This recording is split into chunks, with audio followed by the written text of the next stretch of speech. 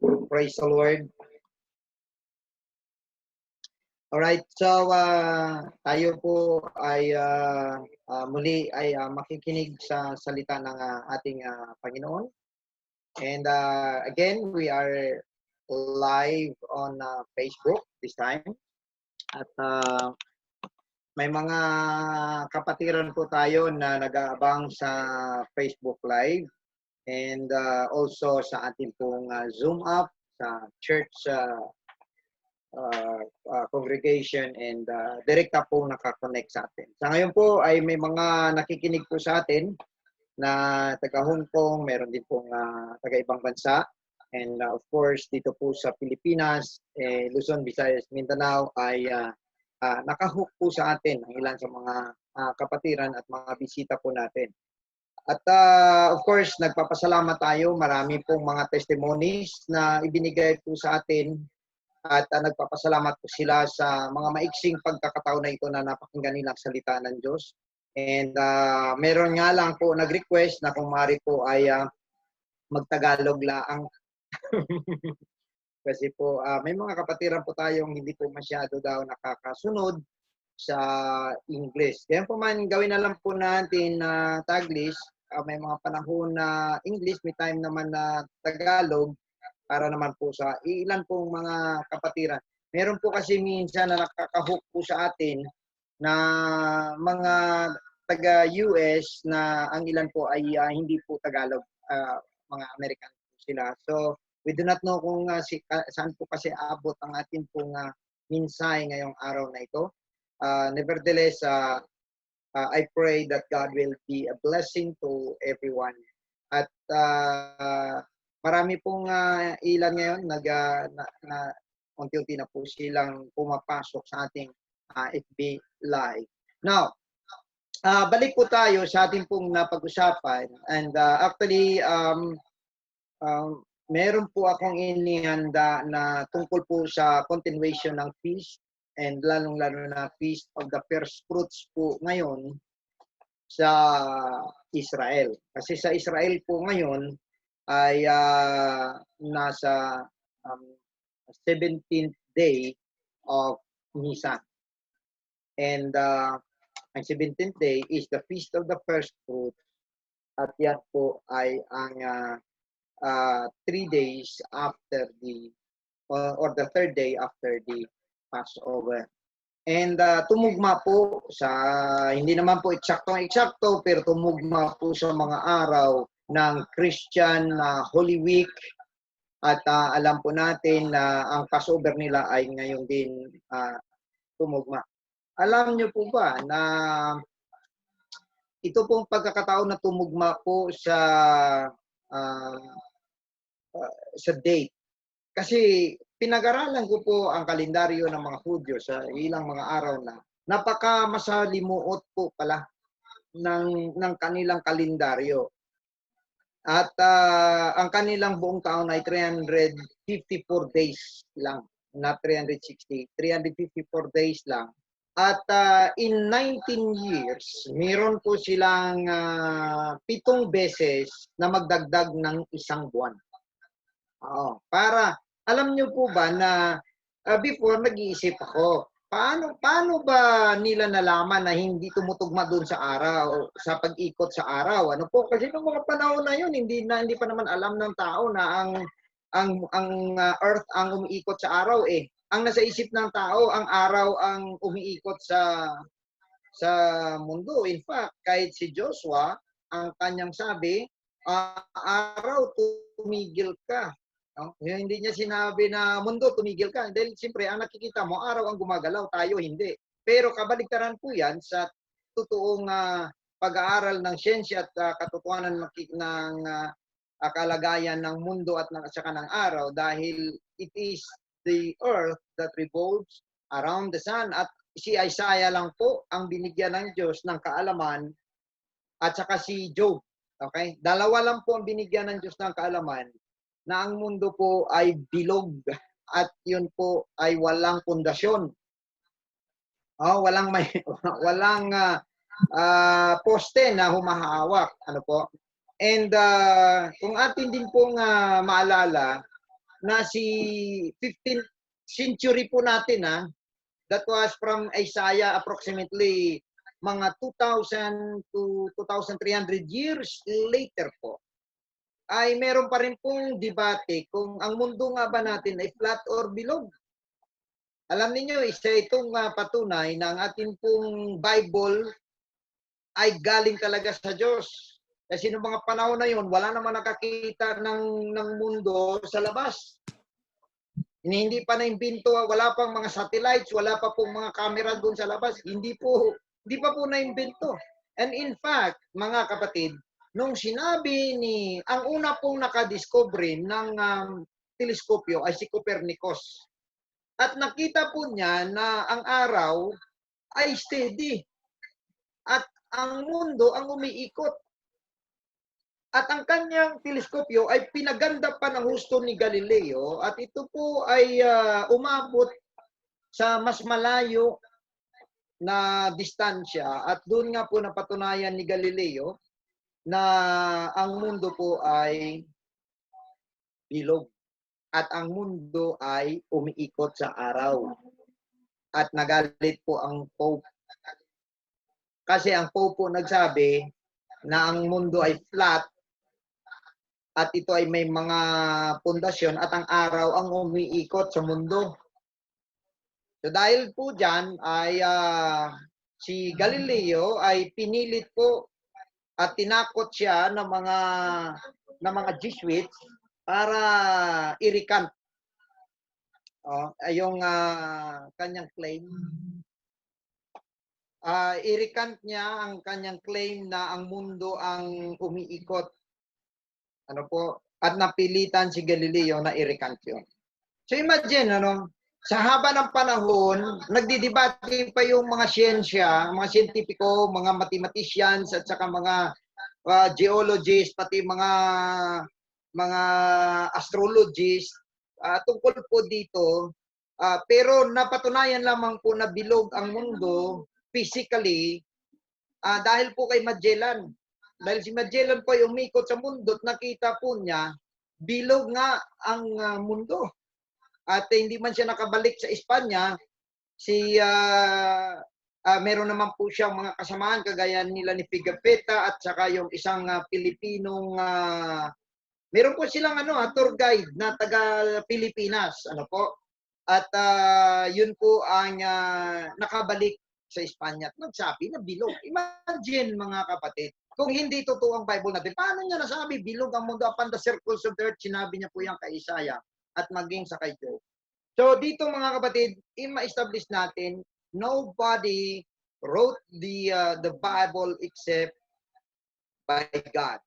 Ang mga tao ay ginamit lamang para po na ito po ay mga instrumento lamang para po na masulat ang kalooban ng ating Panginoon para po sa ating lahat. Now, ngayon mga kapatid, nakikita po natin na ang kalendaryo po pala ng mga Hudyo ay tinatama nila. Nag-isip ako, paano kaya nila nalaman na kulang? Dahil nga po sa hindi nga tumutugma ang kanilang kalendaryo doon po sa pag-ikot sa araw. Kasi ang season, ang times and season po, nakadepende sa pag-ikot sa araw. Ang summer, ang spring at ang fall at ang autumn, nakadepende po yan sa pwesto ng mundo doon po sa araw. So paano nga ba nila nalaman yun? Yun pala ay kinakailangan pala na ang Passover ay magtugma sa spring. So kapag hindi nila bigyan ng solusyon, mga kapatid, hindi po tatama sa spring ang Passover. Kaya para tumama sa spring, 7 times in 19 years, dadagdag po sila ng isang buwan. Now, ang atin pong kalendaryo, which is Gregorian calendar, at ito po ay ginawa ni Pope Gregory. At ito po ay malapit-lapit po sa pag-ikot sa araw. Gayunpaman, meron pa rin pong discrepancy na 1/4 days. At kaya meron po tayo tinatawag na mga leap years na kung saan nagdadagdag po ng isang araw sa February. Kaya po nagkakaroon po tayo ng February 29. Now, atin pong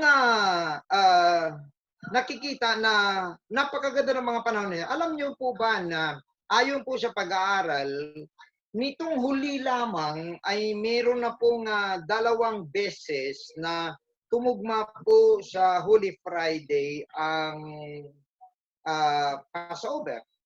Pero alam niyo po ba na ayon sa pag-aaral, this will happen only once in 50 years or twice in 1 century.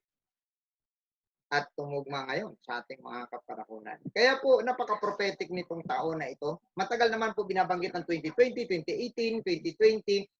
Pero ito talaga ay halos mabibilang mo na ang mga panahon na ibinibigay ng Diyos sa atin. Gayunpaman, mga kapatid, dahil ang ating Panginoon ay nabuhay na maguli this moment, which is the feast of the first fruits. So alam po natin, na-discuss po natin nung last Thursday, na ang feast ng mga Hudyo nag-i-start sa Passover, may 2 araw ang Passover. And then after that, ay meron po siyang feast of the unleavened bread. And then pagkatapos po niyan, ay meron po siyang feast of the first fruits. Now, while on the cross, ang ating pong pag-usapan ngayon, instead po idudugtong sa Thursday ko na po idugtong ang aking pong mga bagong research. Ano po? Tungkol po sa Feast of the Jews in comparison to the plan of God in this world and for the church. Pag-aralan po natin ngayon ang mga binanggit ng ating Panginoon doon po sa cross in Calvary. At ating pong pag-aralan ang the last 7 sayings of Jesus Christ. Yan po. So, atin pong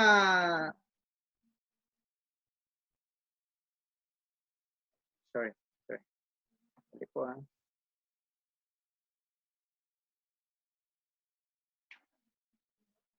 Alright. So, atin pong pag-aralan ang the last 7 sayings of Jesus Christ. And, ano ba? Sorry po.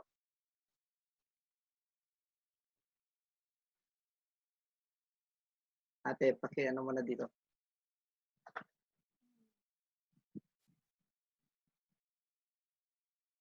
For a while, pasensya po. Pasensya. Okay. Alright, ito na. Sorry.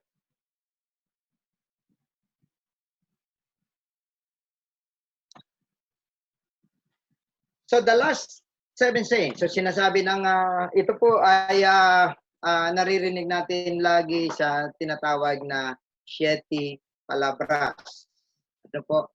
And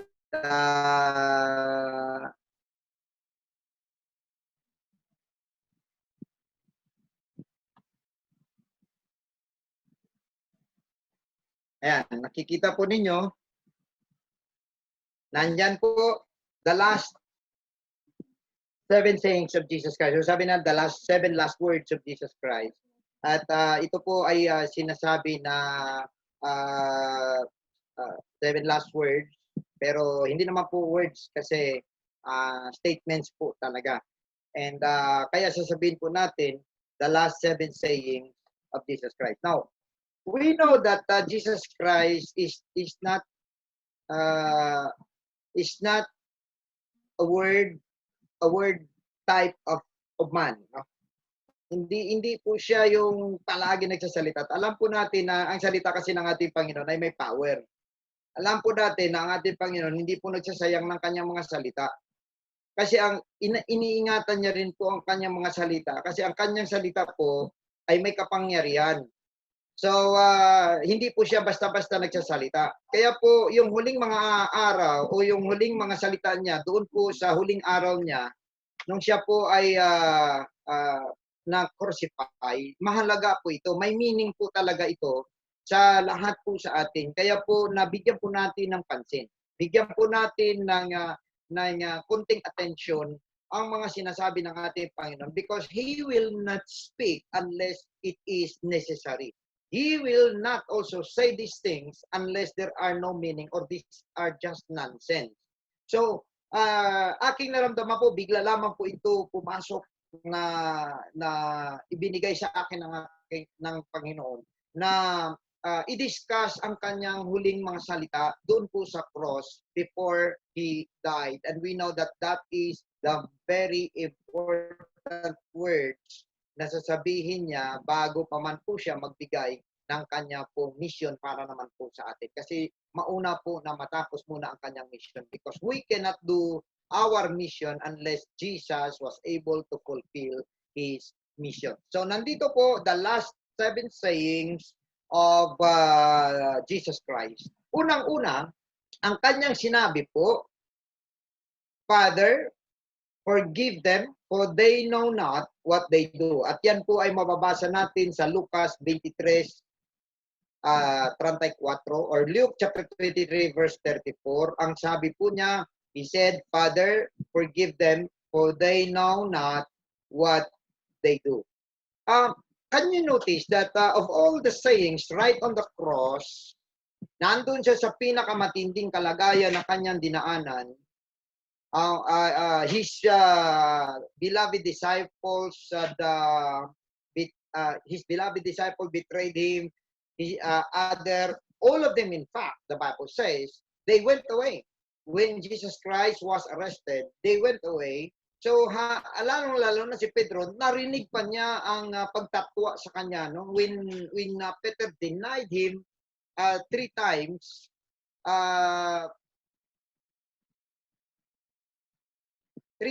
ay hindi nagkaroon, mga kapatid, ng lakas itong si Peter para po na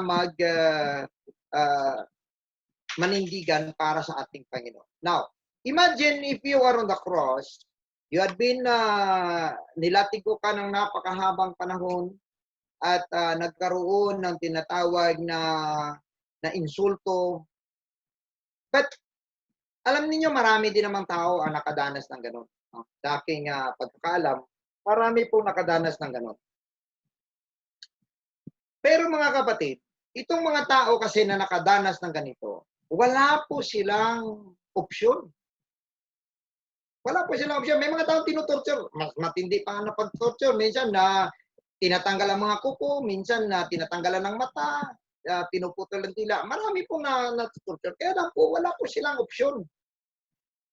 Pero kung may opsyon kaya sila na meron silang kapangyarihan, meron silang pwedeng magawa, do you think yung mga nagtutorture sa kanila, buhay, nauna pang, hindi kaya mauna pang mamatay kaysa sa kanila? They will use every power.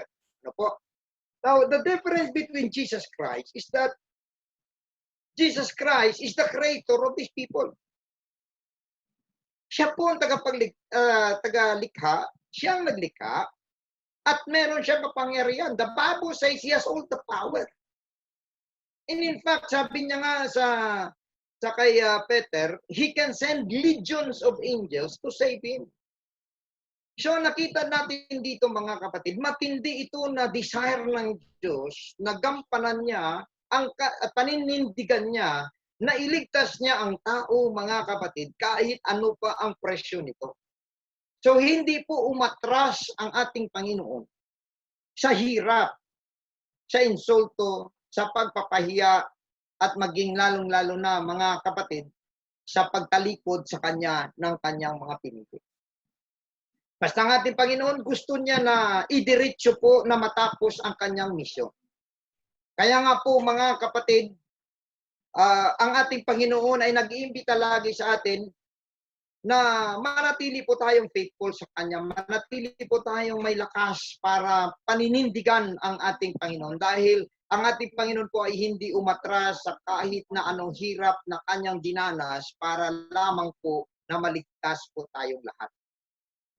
Now ngayon mga kapatid, meron po siyang kapangyarihan para gunawin ang mundo right at the moment.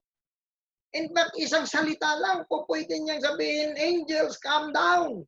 Hindi po ba sa ating kapag na-insulto po tayo, lagi ko po itong minsan nababanggit kasi this is reality. Ano po?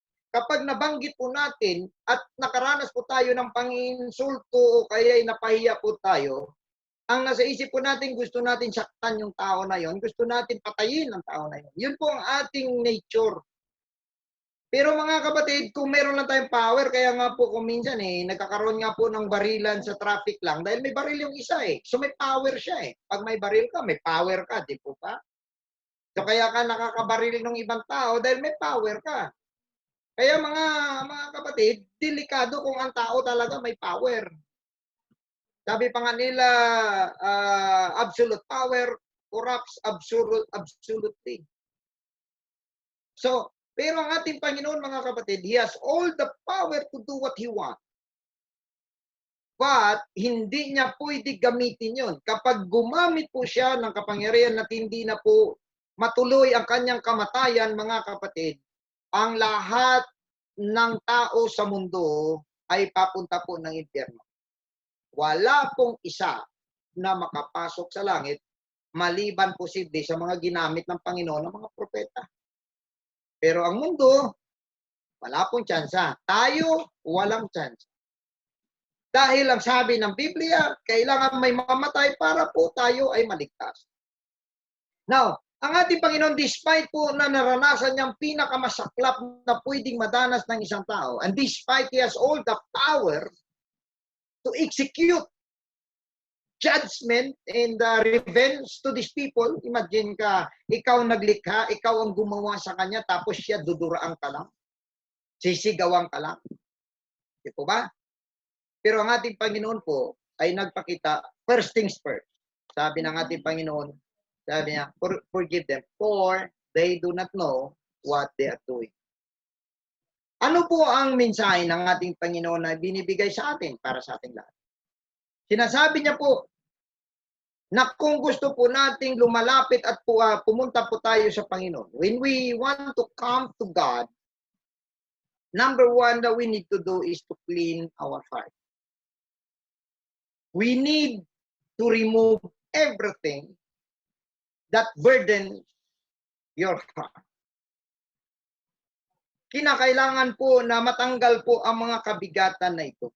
Alam niyo po ba na karamihan po ng mga kabigatan sa ating puso ay frustration and galit? Ito po ay kung minsan ay may mga taong gumawa sa iyo ng unfairness, galit na galit ka.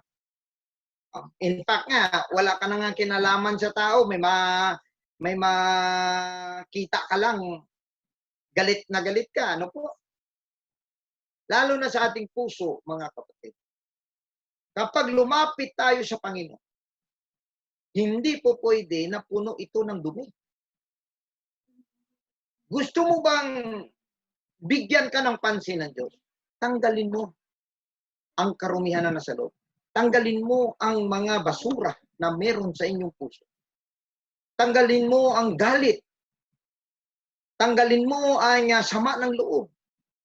Tanggalin mo ang mga bagay na naghumahad lang sa iyo para makamove on, mga kapatid. Kaya meron na sinasabi na pwede mong magawa. Sabi pa nga ng ating Panginoon, if you want to worship Him and you want to pray before God, sabi niya, at merong isang kapatid na nagkasala sa iyo, ang sabi nga ng ating Panginoon, ilagay mo muna dyan ang iyong offering at patawarin mo ang taong nagkasala sa iyo. In fact, kahit hindi pa nagkasala sa iyo, ikaw or sila pa ang nagkasala sa iyo, sa iyong puso, i-forgive mo na lang sila, mga kapatid. Ayaw man nila pakinggan ang iyong mga salita, ayaw man nila pakinggan ang iyong mga paliwanag, ayaw man nila pakinggan kung ano man ang iyong side, sa iyong puso, patawarin mo sila. Tanggalin mo ang mga kabigatan. Dahil wala pong malulugi dito, ikaw lang. Na kung sila po magkaroon po ng galit sa iyo or sa iba pang mga tao, sila lugi din. Kaya ikaw, para ikaw ay manalo, tanggalin mo sa iyong puso ang kabigatan na yan. Kaya what you can do is to forgive, to forget, and forgo. Ano ibig sabihin? Patawarin mo ang mga nagkasala sa iyo, mga kapatid. Kalimutan mo na may ginawa silang kasalanan sa iyo at pabayaan mo ito ngayon. Kasi kung minsan, mga kapatid, ang problema natin. We forgive, but we did not forget. Problema yon. Okay, pinapatawad kita, pero actually hindi niya makalimutan yung ginawa. Hindi niya pwedeng dahil hindi niya makalimutan, hindi umaalis sa kanyang puso. So, there are 3 F's that you can give to yourself before you come to Jesus. Forgive your enemies, forget what they have done to you, and forgo every ill feelings in your heart. Right. The second word of the Lord that He gave, He said, "Today shalt thou be with me in paradise." And that is in Luke chapter 23, verse 43. Magkasunod lang po ito. Atin pong naalala na mayroon pong dalawang magnanakaw sa kaliwa at kanan ng ating Panginoon. Ang kaliwa ay isang masamang magnanakaw. Wala naman siguro magnanakaw na hindi masama. Ano po? So, ang isa ay masama, ang isa naman ay repentant sinner. Ang isa naman ay ito'y makasalanan na reklamador pa. Minsan mas okay na lang yung kuminsan na makasalanan na hindi nagre-reklamo. Pero ang masama, makasalanan ka na, reklamador ka pa. Now, ngayon, ang nangyari dito mga kapatid, ang sabi nung nasa kaliwa, sabi niya, kung ikaw nga talaga ang Misaya, bakit hindi mo iligtas ang sarili mo at iligtas mo rin kami? Yan ang sabi niya. Sumagot naman itong sa kanan, pero yung Catholic po nagsasabi si Dimas at saka si Istas, wala po sa Bible yun. Okay? Wala pong pangalan yung dalawa na nakasabit na yun sa gilid. Ano po? Ang sabi naman ng kanan, sabi niya, huwag ka magsalita ng ganyan. Dahil sabi niya, tayo ay pinarurusahan dahil sa ating mga kasalanan. Pero siya, walang kasalanan, pinarusahan. Sabi niya, remember me when thou art in heaven. Sabi niya, kung nandun ka na, sabi niya, Panginoon, alalahanin mo ako. Sabi ng magnanakaw na ito. Mga kapatid, ang sagot po ng ating Panginoon sa kanya, today, thou shalt be with me in paradise. Alright, malaking contention po ito. Sapagkat marami pong nagsasabi na ito pong tao na ito, bakit naligtas naman siya na hindi po siya dumaan. Kung totoo nga po na ang kaligtasan po ay born again, na kailangan may panganak sa tubig at espiritu, kailangan mambautismo sa pangalan ni Jesus, bakit ito, sabi nila, nananampalataya lang sa Panginoong Jesus and then naligtas po siya. Yun ang sabi nila. Ano po? Now, there are many things that I need to clear for you today. Unang-una po, ang ating Panginoong Hesus ay nandito para i-fulfill ang kasuguan.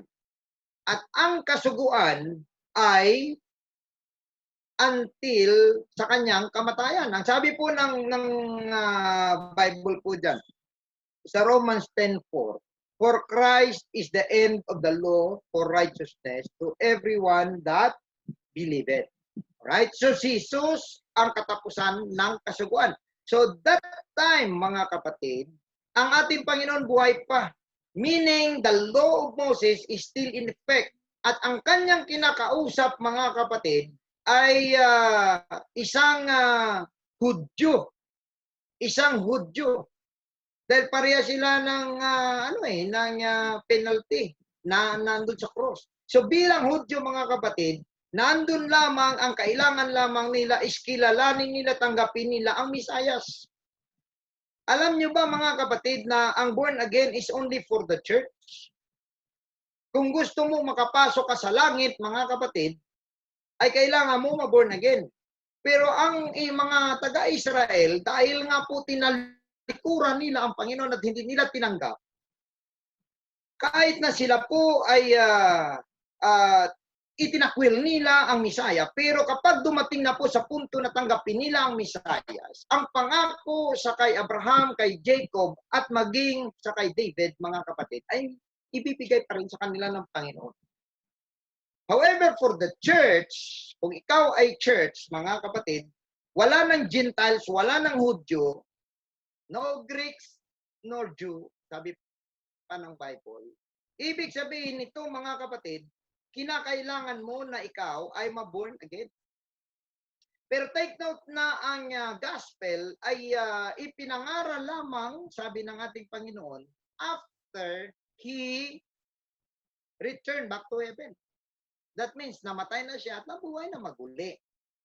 Kaya mga kapatid, kung atin pong titingnan dito, nung kinausap po niya ang magnanakaw, wala po tayong pwede maihukom sa kanya kasi ang maghukom nasa tabi niya. Kapag ang Diyos at ang Panginoon magsabi na ikaw iligtas kita, sinong makahatlang? Hindi po ba? Sabi niya, kung sabihin ko na iligtas ko siya, anong sayo? Sabi niya, come and follow me. Yun lang sabi niya, ikaw maglingkod ka sa akin. Now, pangalawa mga kapatid, ang tao na yon ay nasa ilalim pa ng kasuguan. At si Jesus ay hindi pa po nakatapos para tapusin ang kasuguan. Kaya it still in effect. Dahil ang kanyang relationship sa Israel at the time ay nandun pa po bilang husband and wife. Sinabi pa nga ng Bible, mga kapatid, na ang Panginoon ang husband ng Israel. However, pag ang Israel po ay marami pong ginawa na paglabag sa Diyos, kung kaya't na nung dumating ang ating Panginoon, walang may tumanggap, halos walang may tumanggap sa ating Panginoon. In fact, ang kanyang mga pinakain, ang kanyang mga pinagaling, ang kanyang mga tinuruan, yun pa ang bumuto nung nagtanong si Pilato kung anong gagawin kay Kristo. At sinabi nga na ipako sa krus, bumuto pa sila. Do you think wala doon ang 5,000? Do you think wala doon ang 7,000 na pinakain ng ating Panginoon? Do you think wala doon ang mga lepros na pinagaling ng Panginoon? Do you think wala doon ang mga lumpo? Wala doon ang mga bulag na pinagaling ng ating Panginoon? Nandun sila. Pero mga kapatid, bumuto sila na ipako ang Panginoon sa cross. Now, ating makikita mga, kasi kung titingnan nyo, kung ang 5,000 na andun, or ang 7,000 na lang, kasi maaaring nagdoble, ilan sa mga sa 5,000 nandun din sa 7,000, kahit sa 7,000 na lang mga kapatid. Do you think doon sa harapan ni Pilato, marinig pa yung magsasabi na ipako sa cross, ipako sa cross? Hindi marinig yun. Kung 7,000 magsigaw na, hindi pwede ipako ang Panginoon. Kaya lang, bumuto sila. Kaya nga po mga kapatid, kung sa part ng ating Panginoon, masakit ito. Pero mga kapatid, ang nangyari po, nireject po siya ng Israel. At ang nangyari, nung nireject po siya ng Israel, mga kapatid, ito pong mga Jewish people po, ay actually, hindi lang basta nireject nila ang Panginoon, naging persecutor. So, naging persecutor pa sila. So, ngayon, mga minamahal, ang sabi ng Panginoon, hindi po pwede na matapos ang relationship na buhay ang dalawang nag-testify. Two testator. Kung wari kayo mag-asawa, mga kapatid, lalaki at babae, nagsumpaan kayo sa isang kasal. Kapag buhay pa kayong parehang dalawa, hindi ka pwede mag-asawa. Okay? Illegal po. Lumalabas. Makakasuhan ka ng bigamy. Kaya kailangan po mayroong mamatay na isa. Na sa kapangyarihan ng Diyos, pwede po niya patayin ang Israel. Kasi naman naglikha sa Israel, hindi pwede niyang patayin ang Israel. Kaya lang, mahal na mahal niya ang kanyang mga nilikha, mga kapatid. Kasama na po tayo dyan, na ang ginawa po niya, imbis na Israel ang kanyang papatayin, siya na lang. Kaya po kumuha siya ng laman eh. Kasi kailangan bayaran po ang kasalanan. Sabi po ng Romans, chapter 3, verse 23, for the wages of sin is death. Di po ba? So, sabi pa nga, for all have sinned and come short of the glory of God. And for the wages of sin is death. ang kabayaran ng kasalanan ay kamatayan. So without shedding of blood, there is no remission of sin. So wala po talagang pamamaraan. Kaya ang ating Diyos na Espiritu, ito po, pakinggan po ninyo para po maintindihan ng mga hindi makaintindi kung bakit si Jesus ay tumawag sa Diyos or bakit meron pang Ama sa langit. Mga kapatid, ang Diyos ay Espiritu. Kumuha lang po siya ng laman para po na maibayad sa inyong mga kasalanan, sa aking kasalanan, sa kasalanan natin lahat. Praise the Lord.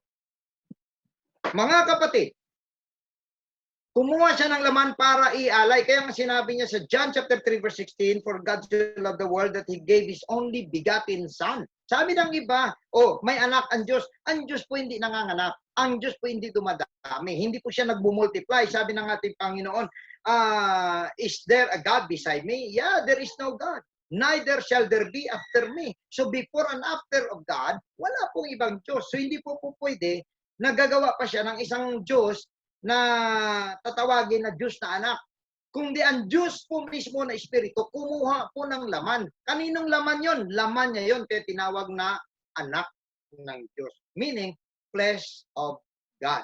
At ang laman na yon na sinasabi nga ng Biblia, the very person of God, at sinasabi pa nga ng Colossians, the image of the invisible God. So ang Diyos na hindi nakikita, ngayon nakikita mo dahil nagkaroon po siya ng laman. Now, ang laman na yun, mga kapatid, at yun po ang tutupad sa kasuguan ni Moses. Kasi kapag walang makatupad sa kasuguan ni Moses, hindi po matatapos. Kaya kanya pong tinupad ang kasuguan ni Moses at mga kapatid, tinapos niya rin po ang kanyang marital relationship sa Israel kasi namatay na ang isang testator. Kaya nga po, pag nung mabuhay na mag-uli ang ating Panginoon, church na ang kanyang asawa. Yan. So, magkakaroon na siya ng bride, which is the church. However, ang Israel dahil sa kanyang pangako sa mga propeta po, yung ang bagay na kumbaga parang ang Diyos kasi hindi siya po pwedeng tanggihan ang kanyang mga salita eh. So dahil po sa kanyang pangako sa Israel, ililigtas niya pa rin ang Israel. Kanya nga lamang ibang estado. Supposedly ang Israel dadalhin niya doon sa kanyang karyaan sa langit. Pero hindi nangyari dahil tinalikuran siya ng Israel. Tinanggap niya ngayon ang church. Sa church, walang Israelite, walang Jewish, wala pong Gentiles. Pero kapag ikaw po ay na-born again, na ipanganak ka sa tubig at espiritu, nakatanggap ka ng banal na espiritu, ika nga, o nabautismo ka sa pangalan ni Jesus, nagsisi ka ng iyong mga kasalanan, mga kapatid, kwalipikado ka doon po sa langit dahil ang tawag sa iyo is Church of God. Hindi po ang Church of God, hindi po yung building. Yung tao po. Yung tao, yun po ang pinili ng Diyos. Kaya nga po, kung gusto nga po natin mapunta sa langit, may pamamaraan, may susi na dapat na ang hawakan mo. At ang susi na yan, dala ni Pedro. At ang susi na yan, nakasulat sa Gawa 2:38. Basahin nyo po sa inyong mga Bible, meron po yan, nakasulat, ang sabi ni Pedro, magsisi kayo ng inyong mga kasalanan at magpabautismo ang bawat isa sa inyo. So lahat ng tao dito sa mundo, dapat ang desire ng Diyos sa 8 billion, halos 8 billion katao na mga kapatid sa mundong ito, ang gusto niya sana ay mabautismuhan ang lahat ng ito sa pangalan ni Kristo Jesus. Mapapresidente, mapasenador, o kahit sino ka man, kailangan mo mabautismuhan sa pangalan ni Jesus. Bakit mga kapatid? Dahil siya lamang ang tanging nagbayad ng iyong kasalanan. Siya lang ang nagbigay ng kabayaran sa lahat ng iyong mga utang. Kaya nga mga kapatid, ang sinasabi nga ng ating Panginoon, nung siya ay napunta pa rito sa lupa, buhay pa siya, hindi pa tapos ang kanyang relationship sa Israel. Buhay pa siya, hindi pa tapos ang pagganap niya sa kasuguan ni Moses. Kaya mga kapatid, kung inyong mapupuna, ang kinakausap niya ay isang Hudyo, hindi po church. Isang Hudyo. At ang Hudyo, huhukuman siya doon po sa kanyang pagkilala sa Mesiyas. Yun lang po ang paghukom na kanyang ilalagay ng Panginoon sa kanya. So dahil dyan mga kapatid, ang sabi ng ating Panginoon, today thou shalt with me in paradise. Hindi siya napunta sa langit. Sa paradise siya napunta dahil that time, Jesus Christ went down. So, darating ang araw, ang lahat na nananampalataya sa Misayas, mga kapatid, ay may kaligtasan ayon sa disenyo ng Diyos.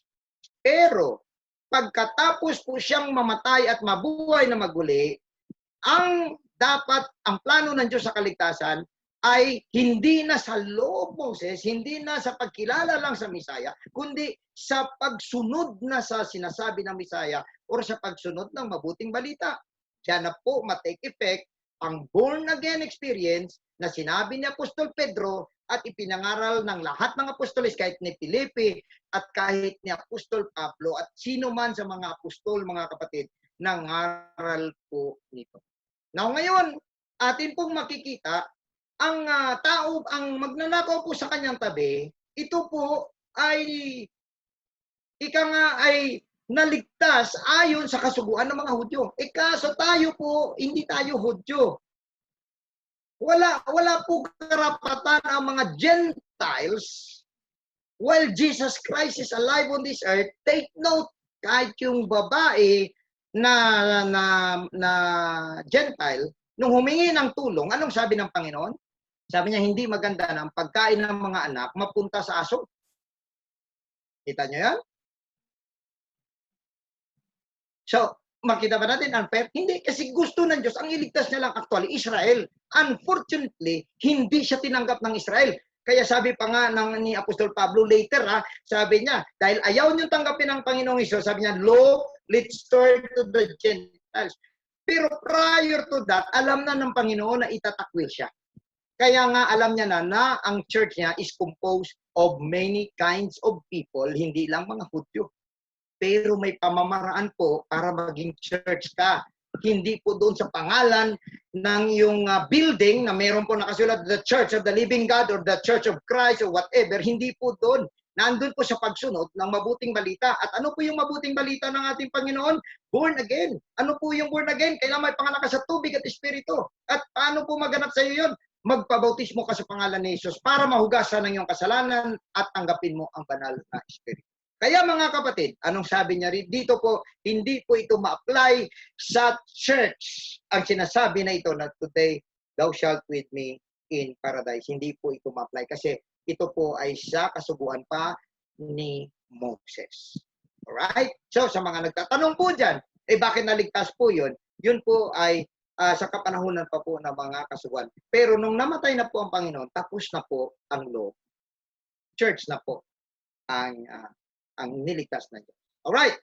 So, that is why sabi niya nga rito sa Galatians 3:23, but before faith came, we were kept under the law. Okay? Shut up unto the faith which should afterwards be revealed. Wherefore, the law was our schoolmaster to bring us unto Christ, that we might be justified by faith. Kaya nga sabi sa Romans 10:4 kanina, binasa natin, Christ is the end of the law for righteousness to everyone that believeth. Alright. Now, ang pangatlo, bilis-bilisan pa natin ng konti. Ang sabi nga rito, in John 19:26, woman, behold thy son, behold, ay sabi niya naman sa disciple, behold thy mother, which is si John po itong tinutukoy. Si John at saka si Mary po, nasa paanan po ni Jesus Christ habang siya po ay nakasabit sa cross. Ang sabi niya, woman, behold thy son. So bakit po woman po ang tawag niya kay Mary? Hindi po ba kayo nagtataka? Meron po kasi na nagsasabi na si Mary is the mother of God. Actually, he is only the mother of the flesh, but he is not the mother of God. How could God has a mother? Kaya iba, may mga nagtuturo, meron pa raw God the Mother. Wow, palala ng palala.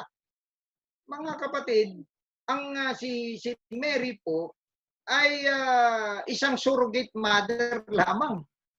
Kung tutuusin, ano po? At siya lamang po ang nagdala kay Jesus Christ at nagpalaki. Kasi kailangan po ang laman para po na mailigtas po tayo.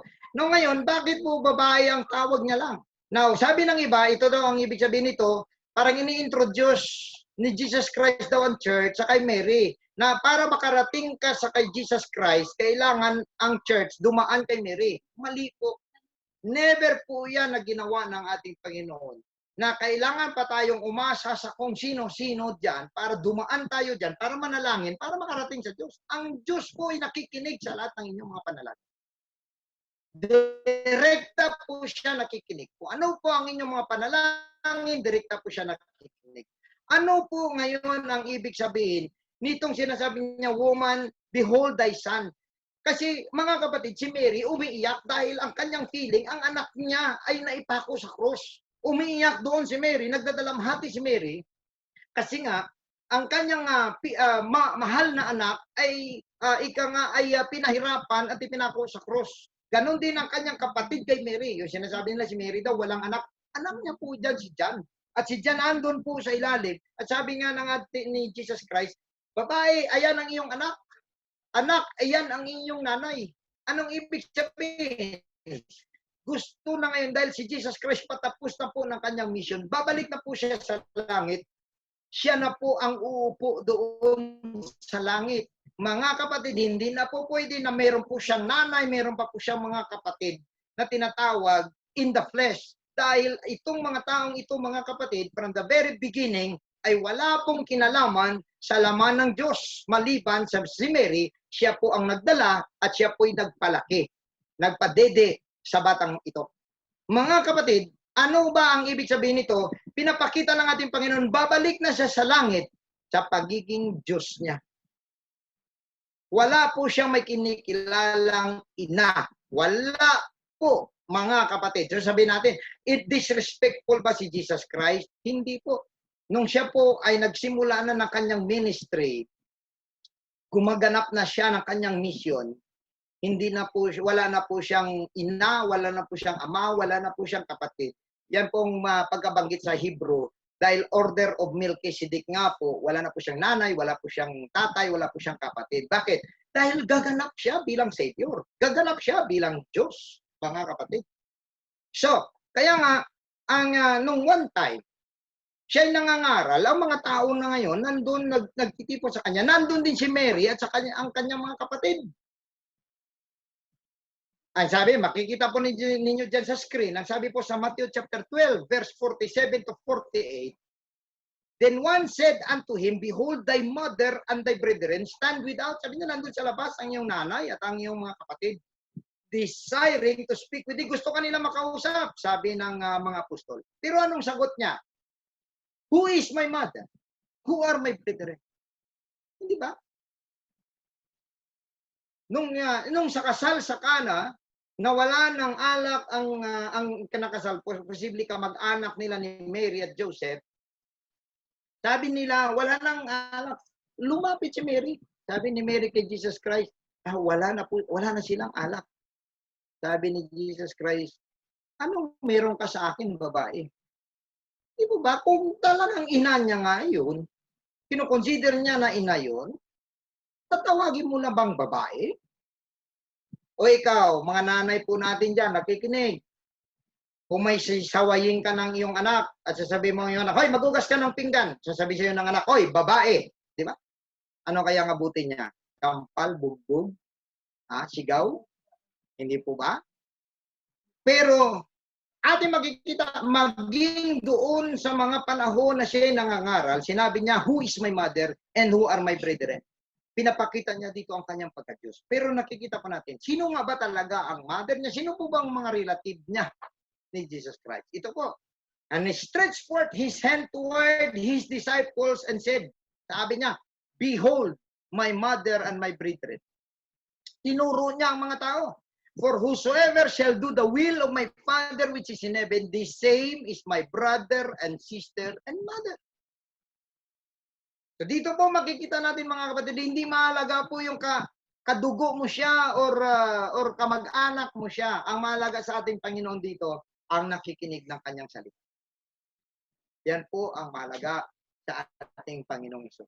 So, ibig sabihin, hindi niya kinikilala na kayo'y kamag-anak niya dahil bilang Diyos, mga kapatid, wala po siyang kapatid, wala po siyang ama, wala po siyang ina, mga kapatid. No?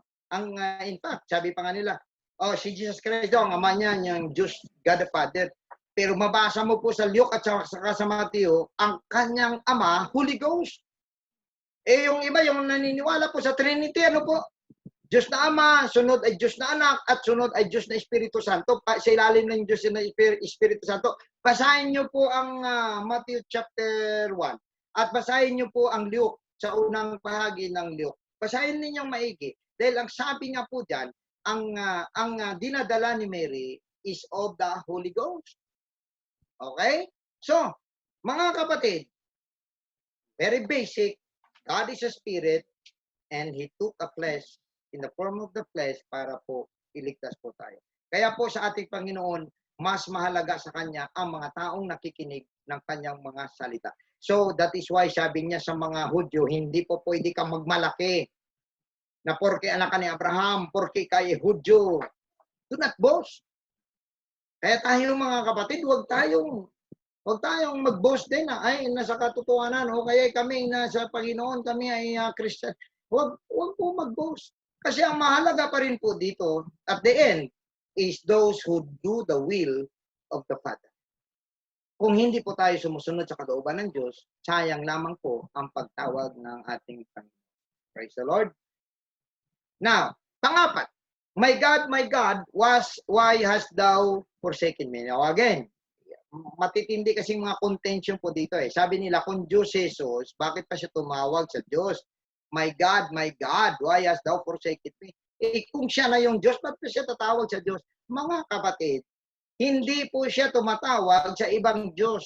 Ginamit niya lang po ang mga salitang ito. Hindi po siya ang original na nagsalita po nito kung pagbabasihan mo ang Bible. Dahil ito po ay original na salita ng isang taong tinalikuran at pinabayaan ng Diyos dahil sa kasalanan. Yan po'y nangyari kay David. At basahin muna natin ano po, kung sino po ang unang nagsabi. Psalms 22 verse 1, nakasulat, to the chief musician, upon ay Gillette Shahar, a psalm of David. Anong sabi niya? My God, why hast thou forsaken me? Why art thou so far from helping me and from the words of my glory? Ito po ay salita ng napaka-desperadong pakiramdam. Very frustrated. Hindi po niya matanggap. Parang puno siya ng paghinagpis na parang ang feeling niya pinabayaan siya ng Diyos. Walang may tumutulong sa kanya. Ito po'y salita ni David. Pero mga kapatid, sinabi ito ni David kasi ang tinitingnan niya rin in prophetic words na sinasabi ay ang Misaya. Dahil ito po ang magiging word, parang frustrated. Alam niyo ilang beses na frustrate ang ating Panginoon? Maraming beses. Mula pa dun sa time ni Noah, he repented that he created man. Maraming beses na na-frustrate ang Diyos sa ginagawa ng tao. Hindi ba ninyo alam na kahit sa panahon natin ngayon, frustrated ang Diyos? Frustrated siya sa mga ginagawa ng tao, mga kapatid. Kahit ikaw, tanungin mo ang iyong sarili, anong ginagawa mo para sa Panginoon? In return, ano ang iyong mga ginagawa sa gawain sa kaharian ng ating Panginoon? So, naging ang ating Panginoon at the time mas lalo na nakita niya na parang napaka-helpless ng kanyang kalagayan. Ang nagsabi po nito ay si David in prophecy sa Messiah na darating. Kaya nga, ang sabi ng ating Panginoon sa Luke 24:44, and he said unto them, these are the words which I spake unto you while I was yet with you, that all things must be fulfilled, which were written in the law of Moses, and in the prophets, and in the Psalm concerning me. Right? So, ibig sabihin, kaya po sinabi niya ng ating Panginoon, dahil nandun po siya sa isang kalagayan that he was numbered among the transgressors. He was numbered among the sinners. Para po siyang binilang na isang makasalanan na pinaparusahan ng Diyos, mga kapatid. Ang kanyang expression ay dapat expression natin. Siya na ang nakaramdam nito, mga kapatid. Right? So, hindi po ito ibig sabihin na siya po ay walang Diyos or bakit or hindi siya Diyos dahil tumawag pa siya. Ang laman po ang nakakaramdam ng sakit, hindi po yung espiritu. Wala pong pakiramdam ng sakit ang espiritu. Kaya nga po, nagbago ang dealing ng Diyos sa tao after na nagkatawang tao siya, after siya na nagmanifest sa laman. Nagbago po. Nagbago ang dealing ng Diyos sa tao. Alam niyo kung bakit? Kasi nakaramdam na siya ng pagod. Alam niya na ang gutom. Alam niya na ang antok. Alam niya na ang mainsulto. Alam niya na ang paghihirap. Alam niya ang lahat ng sakit. Kaya iba na ang kanyang pag-deal sa atin. That is why minsan kahit anong mga ginagawa natin, open arms pa ang Diyos para tanggapin tayo pabalik. Kahit saan ka pa napunta, ano pa mga pinagagawa mo, open arms pa rin ng Diyos. Mga kapatid. Kaya nga, nakikita nga natin, dapat tayo nito ang magsabi. Kung wala kay Jesus Christ, ang danasin natin, higit pa dyan sa dinanas ng Panginoon, talaga magsasabi ka, my God, why hast thou forsaken me? Marami na mga tao nagsasabi, may Diyos nga ba talaga? Diyos, kung totoo ka, bakit mo ako pinabayaan? Bakit mo kinuha ang aking anak? Bakit mo kami pinahirapan? You see? That is our own expression, brother. But it is because Jesus Christ bear our iniquities and our sin. He said it para ma-express po ang kanyang pakiramdam. Praise the Lord. Number 5, na sinabi niya, I thirst. At yan po ay sa John chapter 19, verse 20. Akala ng mga tao, uhaw siya. Kaya ang ginawa po ng mga Roman soldiers, ay kumuha po sila ng foam at nilagay po nila sa gall at vinegar, apdo at saka tupa. At yun po ang pinainom sa ating Panginoon. Pero yan din po ay prophetic. Sorry, hindi ko po nailagay ang verse dito. Prophetic din po yan. Ang sinasabi nga ng ating Panginoon, binigay nila sa akin na inumin ay apdo at saka tupa. So lahat po na nangyari sa crucifixion has been written already. It has been prophesied already. So, bakit, ano po ba ang sinasabi niya, I thirst? Hindi po sa tubig. Hindi po sa kahit na nang bagay. Sa totoo lang, mga kapatid, nauuhaw ang ating Panginoon sa ating pananampalataya. Wala. Sabi pa nga ng Romans chapter 3, there is none righteous, no, not one, and nobody seek God. Kaya mga kapatid, bilang church, alam nyo ba ang paghanap ninyo sa Diyos ay nakakapagbigay ng ligaya sa ating Panginoon? Alam nyo ba ang inyong worship? Alam nyo ba ang inyong mga prayer? Alam nyo ba when you seek the presence of the Lord, nakapagbigay ka ng ligaya sa Panginoon? At kung sabi pa nga, the joy of the Lord is our strength, in return, makakatanggap ka ng kalakasan mula sa Panginoon. Kaya mga kapatid, huwag po natin dagdagan. Ang mundong ito hindi po maibigay sa ating Panginoon ang pananampalataya, maging ang pagtitiwala sa Kanya, at pagkilala sa Kanya. Tayo ba ng mga anak ng Diyos? Ipagkait pa ba natin sa ating Panginoon? Kailangan pa ba tayong pilitin para lumapit sa Diyos? Kailangan pa ba tayong pilitin, kumbinsihin na hanapin natin ng Diyos? Kailangan pa ba tayo na i-remind na tayo'y magsamba, tayo'y magmanalangin? Mga kapatid, nauuhaw ang Diyos. Nauuhaw ang ating Panginoon sa iyong pananampalataya, sa iyong pagpupuri, sa iyong sa iyong pagtitiwala, at sa iyong pagsamba. Nauuhaw ang ating Panginoon. Dahil alam niyo ba kung anong sabi niya sa Luke chapter 18 verse 8? Nevertheless, when the Son of Man cometh, shall he find faith on earth? Sabi, pagdarating ba ako, may pananampalataya ba ako makita? Ngayon mga kapatid, pwede kang bisitahan ng Diyos sa iyong pamamahay. Pero kapag pumunta po siya sa inyong mga bahay ngayon, may pananampalataya ba doon? Is there faith in your heart right now? Meron ba dyan? Meron ba isa sa inyo ngayon na nananampalataya that God is going to do a miracle in his life? Meron ba isang tao na tatanggap siya sa Panginoon? Meron ba tao na mag-decide sa Panginoon? Mga kapatid, naghahanap ngayon ang ating Panginoon ng isang tao na mananampalataya sa Kanya. Christ. At ang pang-anim, it is finished. Ibig sabihin, mga kapatid, dito na ngayon matatapos ang misyon ng ating Panginoon. Kasi nasabi niya, tapos na ang mga paghihirap. John chapter 19 verse 30, he said, it is done. Mission accomplished. Ano po ba ang natapos?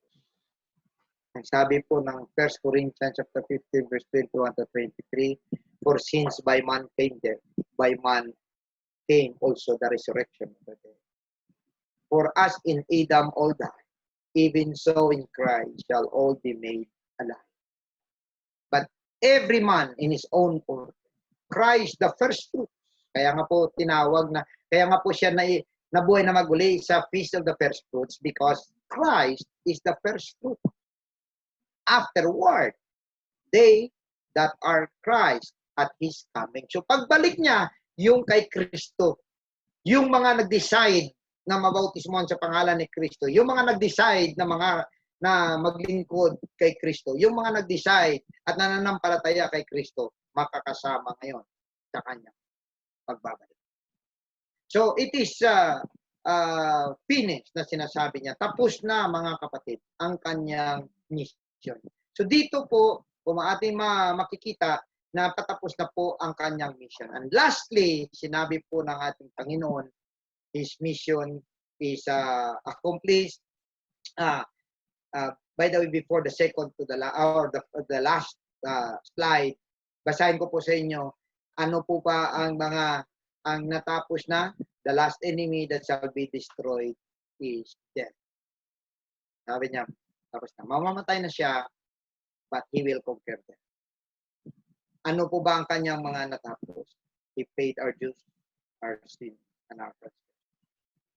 Mamaya po, balikan po natin ang slide na ito. But I will go to the set.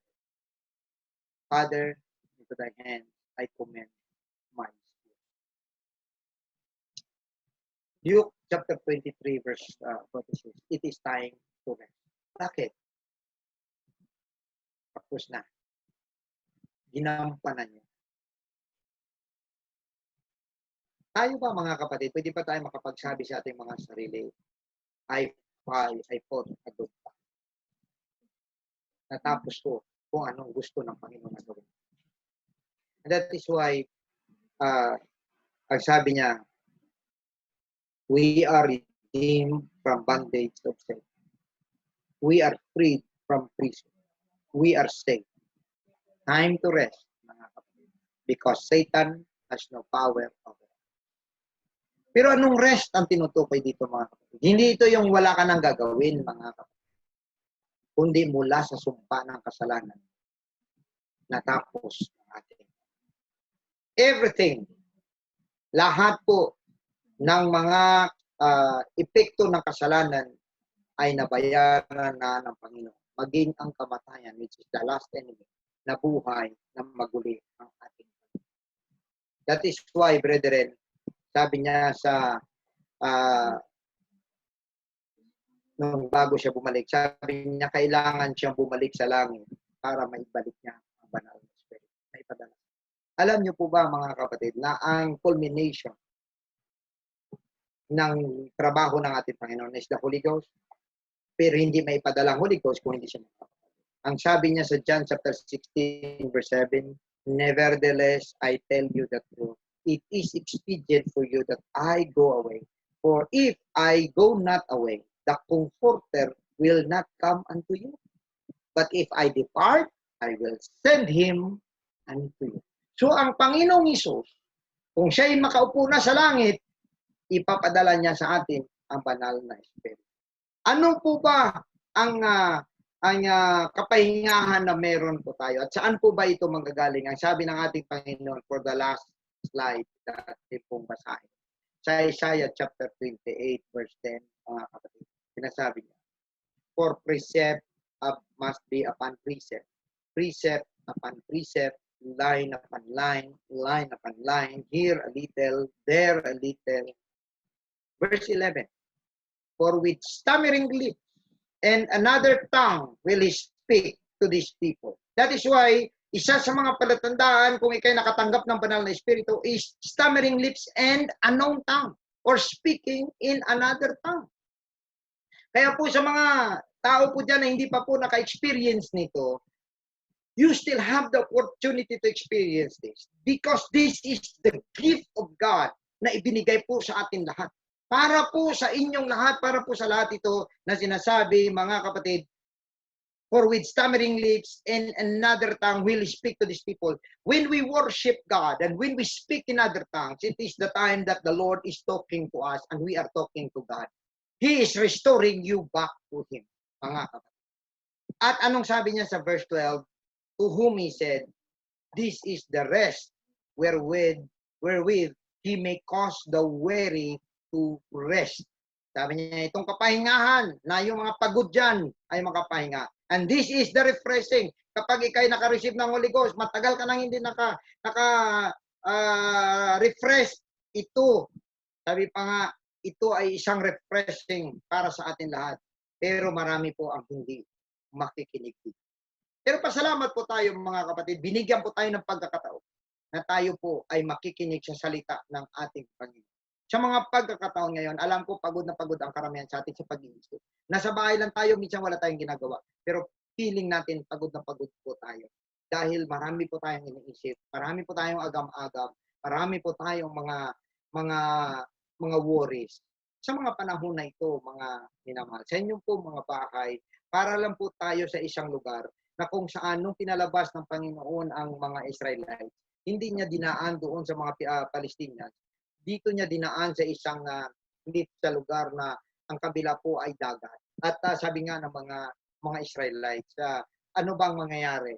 Dito na ba tayo papatayin? Wala na ba talagang malibingan doon sa Egypt at dito na lang tayo papatayin? Pero ang sabi ng ating Panginoon, sinadya kong diyan kayo ilagay dahil ipapakita ko sa inyo ang kapangyarihan.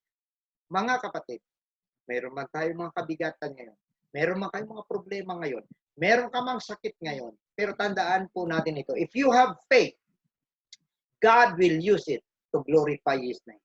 Pupunta ka sa simbahan pagkatapos po nito, pupurihin mo ang Diyos. Magbibigay ka ng iyong mga testimonies, mga kapatid. How good is God? How God is able to let you survive. How God is able to give you life. And He is able to heal you from your sin. Hallelujah. Mga kapatid, sa mga panahon ngayon, tandaan po natin, ano man ang mga kabigatan na meron tayo, pamamaraan ng Diyos para ipahayag niya ang kanyang kapangyarihan. Do you have faith today, brethren? Ang sinasabi nga ng ating Panginoon, nauuhaw siya sa mga gusto na magtiwala sa kanya. Kaya sa araw na ito, lumapit po tayo sa ating Panginoon. Sambahin natin siya. Sa inyo na mga nagdadalawang isip pa sa kapangyarihan ng Diyos, sometimes we had a lot of worries right now. Let's rest it in the hands of God. Kagaya ng sinabi niya, unto your hand, I commend my spirit. Mga kapatid, sa mga panahon ngayon, wala po tayong magawa kundi ang ilagay ang sitwasyon na ito sa kamay ng Diyos. Sa araw na ito, mga minamahal, sambahin natin ang ating Panginoon. Let us come to the presence of the Lord. Hallelujah. Mga kapatid, huwag sana nating hayaan na mauhaw pa ang Diyos sa ating mga pagpupuri. Huwag natin sanang hayaan na luluha muli ang ating Panginoon dahil marami ang hindi nananampalataya. Sa mga pagkakataon na ngayon, pasalamat po tayo. Our God is a victorious God. He is a living God. And He is able. He is able to conquer death because He was resurrected on the third day. Hindi napigilan ng kamatayan.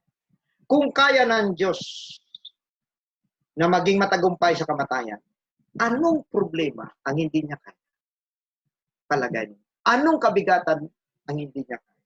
Kaya sa araw na ito, purihin natin ang Diyos. Sa huling mga minuto, nandun kayo sa inyong mga bahay, purihin natin ang ating Panginoon. Let us close our eyes and as we worship the Lord. Hallelujah, hallelujah. Pagpalain nawa kayo ng ating Panginoon. Sambahin ninyo ang Panginoon. Sa sino man sa inyo na may mga karamdaman, join me in prayer. Join me. Kung meron kayong mga kabigatan na ngayon ay inyong pinapasan, join me in praying for you. Allow me to pray for you before we end. Hallelujah, that in the name of Jesus Christ, oh God. Hallelujah, salamat Panginoon. Hallelujah, sa confidence na meron kami ngayon. Salamat, O Lord. Hallelujah, sa kalagayan na ibinilagay mo kami, na kung saan ang iyong kapangyarihan, O Lord, hallelujah, ay aming masaksiyan, Panginoon. Hallelujah, sa aming mga buhay, babalik kami sa iyong dakilang banal na dako. Dala namin ang pasasalamat, dala namin ang pagpupuri. Lord, I pray sa sino man ngayon, Panginoon, hallelujah, whether in our brethren, O Lord, maging doon sa prayer, sa FB Live, oh God, hallelujah. Ikaw, Panginoon, ang magpapat. Ikaw, O Lord, ang magbigay, hallelujah, ng kagalingan sa may mga karamdaman. At kung sino man, Panginoon, hallelujah, may mga problema, ikaw man, Panginoon, ang magpadala ng kasagutan. Lord, hallelujah, buksan mo mga pintuan ng langit upang pagpalain ng bawat isa. At ngayon, Panginoon, hallelujah, sa aming dinadanas, O Lord, na epidemyang ito, hallelujah, I command the viruses not to enter. Hallelujah, harangan mo, Panginoon, ano mga virus na pumasok sa aming katawan o sa aming pamamahay, Panginoon. We bind them in the name of Jesus Christ. I command the sickness right now to get out from the body of anybody right now, Lord. Hallelujah. Sa amin pong mga bisita, sa amin pong mga kapatid, sa FB Live, maging Panginoon, hallelujah, dito sa aming church, via Zoom. Lord, hallelujah, extend your mercy and grace to them and protection. Send your angels, oh God, in the doorpost of our body and the doorpost of our houses and family, oh God. Hallelujah. Keep us safe, O Lord. Keep us away from evil. And today, God, hallelujah, we shall return into your presence. And as we declare, oh God, hallelujah, the goodness in your mighty name, there is victory right now. There is healing and deliverance and blessing. In the name of the Lord Jesus Christ of Nazareth, Lord. Hallelujah. Nabuhay ka na maguli, Panginoon. Hallelujah. Ikaw ang Diyos namin pupurihin. Hallelujah. Salamat sa lahat ng bagay na ginawa mo para sa amin, Panginoon. Hallelujah. Maging sa aming mahal na bisita, bisitahan mo sila. Puntahan mo sila kung saan man sila nandoon, Panginoon. Hallelujah. Kausapin mo kanilang mga puso. Pabayaan mo silang maglingkod sa iyo, Panginoon. Hallelujah. At magbigay ng kanilang buhay ngayon din, O Lord. Hallelujah. Para sa kaligtasan na inilagak mo para sa amin. Lord, right now, hallelujah. We have this confidence right now. Thank you, Lord. In the mighty name of Jesus Christ of Nazareth, Lord, we praise you and we magnify your name. Hallelujah. In Jesus' name, amen and amen and amen. Praise the Lord. Hallelujah. Hallelujah. Thank you, Jesus. Hallelujah. Let's continue to worship the Lord. Praise the Lord. Hallelujah. Hallelujah.